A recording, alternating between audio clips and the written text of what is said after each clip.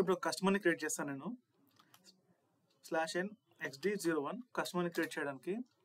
So ఇక్కడ నేను ఏం చేస్తున్నా అంటే అకౌంట్ గ్రూప్ అనేది 0001 అకౌంట్ గ్రూప్ అనేది మెయింటైన్ చేసుకుంటున్నాను.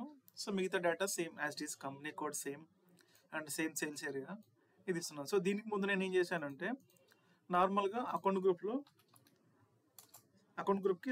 /ovt0 అకౌంట్ గ్రూప్ మనము అంతమంది క్రియేట్ చేసుకున్నాక ఇక్కడ. సో ఇప్పుడు ఈ 000 అకౌంట్ గ్రూప్ నేను యూజ్ చేసుకొని కస్టమర్ని క్రియేట్ చేస్తాను. బట్ ఇక్కడ ఏం చేశానంటే నంబర్ రేంజ్ అనేది నేను ప్రీవియస్గా ఏదైతే క్రియేట్ చేసి assign చేసుకున్నానో so same number range ఇక్కడ కూడా నేను అప్డేట్ చేసుకున్నాను. సో ఇన్ కేస్ మీరు యాస్టీస్గా పాత కూడా తీసుకోవచ్చు. బట్ సమ్టైమ్స్ ఏంటంటే కొన్నిసార్లు ఇక్కడ ఎక్స్టర్నల్ టిక్ మార్క్ అనేది చేసి ఉంటే అప్పుడు కొంచెం ఇష్యూ అవుతుంది. సో నేను ఇష్యూస్ ఏం రాకుండా నార్మల్గా స్మూత్ ఫ్లో ఉండడానికి అలా చేసుకున్నాను. సో ఇక్కడ అకౌంట్ గ్రూప్ అనేది ఇది ఒకటి నేను చేంజ్ చేసుకున్నాను. అంతకుముందు అకౌంట్ గ్రూప్ వచ్చేసినది ZAC, ఇది వాడుకొని నేను కస్టమర్ని క్రియేట్ చేశాను. బట్ ఇప్పుడు ఏంటంటే ఈ 0001 అని వాడుకొని చేసుకుంటున్నాను. సో ఈ డేటా ఎంటర్ చేసేసి కంటిన్యూ కొడుతున్నాను. సో నెక్స్ట్ నార్మల్గా ఇక్కడ కస్టమర్ని జస్ట్ ఇక్కడ కస్టమర్ నేమ్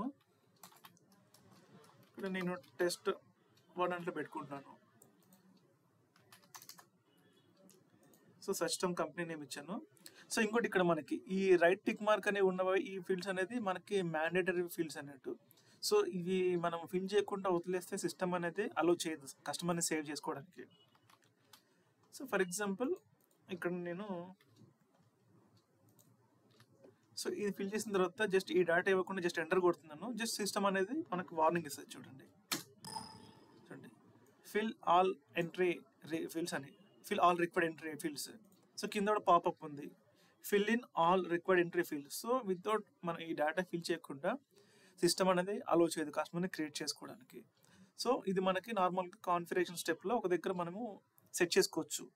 సో ఇవి తీసేసుకొని వేరే ఫీల్డ్స్ కూడా మనం చేంజ్ చేసుకోవచ్చు, లేదా వీటితో పాటుగా అడిషనల్గా వేరే ఫీల్డ్స్ కూడా మనము ఈ మ్యాండేటరీగా ఈ డేటా ఫిల్ చేసుకోవాలి కస్టమర్ని క్రియేట్ చేసుకోవడానికి అన్నట్టుగా సిస్టంలో మనం సెట్ చేసుకోవచ్చు. సో నెక్స్ట్ ఇక్కడ మిగతా డేటా మ్యాండేటరీ డేటా ఫిల్ చేసి ఫర్దర్గా మనము వెళ్దాం.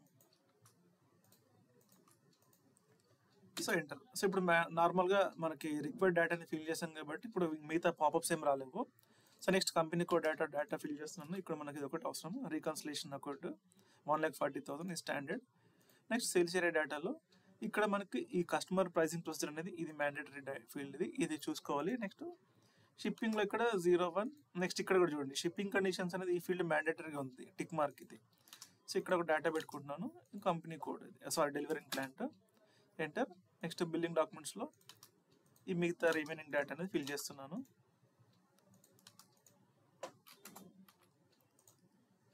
సో ఇక్కడ ఇది MWST ట్యాక్స్ కూడా ఇది మ్యాండేటరీ యాక్చువల్గా.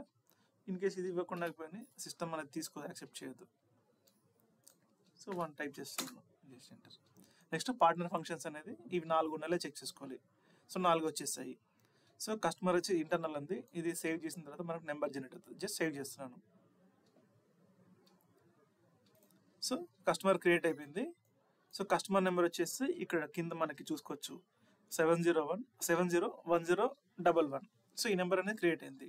సో ఇప్పుడు నేను ఏం చేశానంటే యాక్చువల్గా సో కస్టమర్ని క్రియేట్ చేసుకునేటప్పుడు అకౌంట్ గ్రూప్ అనేది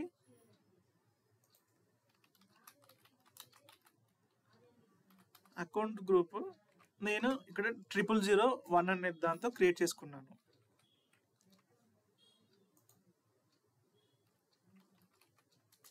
సో యాక్చువల్గా నా అకౌంట్ గ్రూప్ వచ్చేసి ZAC.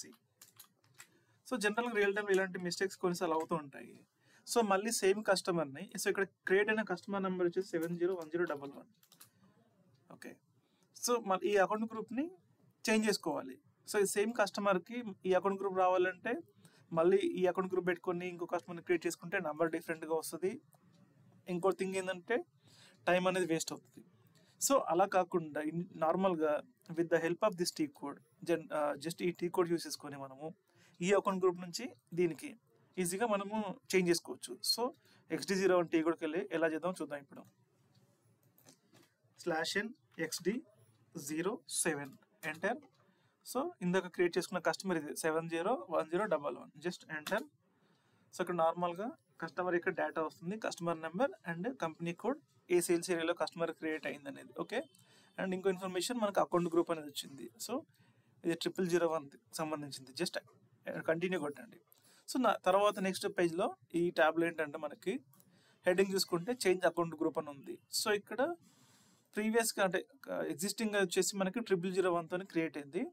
సో కింద ఏంటంటే న్యూ అకౌంట్ గ్రూప్, మనం ఏ అకౌంట్ గ్రూప్కి దీన్ని చేంజ్ చేసుకోవాలనుకుంటామో అది ఇక్కడ సెలెక్ట్ చేసుకోవాలి. సో నా అకౌంట్ గ్రూప్ వచ్చేసి ZEAC. చూడండి ఇది ZEAC. సో దీనికి నేను చేంజ్ చేసుకుందాం అనుకున్నాను. జస్ట్ ఇది సెలెక్ట్ చేసుకుంటున్నాను, జస్ట్ కంటిన్యూ. నెక్స్ట్ మళ్ళీ సేవ్ కొట్టేసేయండి. సో ఇక్కడ పాపప్ చూసుకుంటే customer account group 0001 has been replaced by Z001. So దీనికి చేంజ్ అయిపోయింది. ఓకేనా? సో ఇది మళ్ళీ ఒకసారి మన కన్ఫర్మేషన్ అది చూసుకోవాలనుకుంటే మనం చేంజ్ మోడ్ లేదా డిస్ప్లే మోడ్ XD02 ఆర్ XD03లో కూడా వెళ్ళి చెక్ చేసుకోవచ్చు. అది ఎలా అంటే, సో కస్టమర్ ఎంటర్ చేసి మిగతా డేటా ఫిల్ చేసేసి కంపెనీ కూడా sales area just click continue కొట్టేసి, సో ఇక్కడ ఎక్స్ట్రాస్ ఉంది పైన, ఎక్స్ట్రాస్ ట్యాబ్లో అడ్మినిస్ట్రేటివ్ డేటా ఇది క్లిక్ చేస్తే సో ఇక్కడ మనకి అకౌంట్ గ్రూప్ అని ఉంది. సో అకౌంట్ గ్రూప్ వచ్చేసి ZEAC. సో ఇక్కడ చూసుకోవచ్చు మనకి. యాక్చువల్లీ ఇది ఇంతకుముందు నేను చూపించాలి మర్చిపోయాను. సో ఈ ప్రజెంట్ అనేది ఈ కస్టమర్ 701011 అనే కస్టమరు ఈ ZEAC కస్టమర్ అకౌంట్ గ్రూప్లో మనం క్రియేట్ చేస్తాము. సో అది మీనింగ్. సో ఇలా ఎప్పుడైనా బై మిస్టేక్లో కస్టమర్ని ఒక అకౌంట్ గ్రూప్ నుంచి ఇంకో అకౌంట్ గ్రూప్లో క్రియేట్ చేసినప్పుడు దాన్ని ఎలా చేంజ్ చేసుకోవాలనేది విత్ ద హెల్ప్ ఆఫ్ ఈ XD070 కోడ్తో మనము సెట్ చేసుకోవచ్చు, కరెక్ట్ చేసుకోవచ్చు.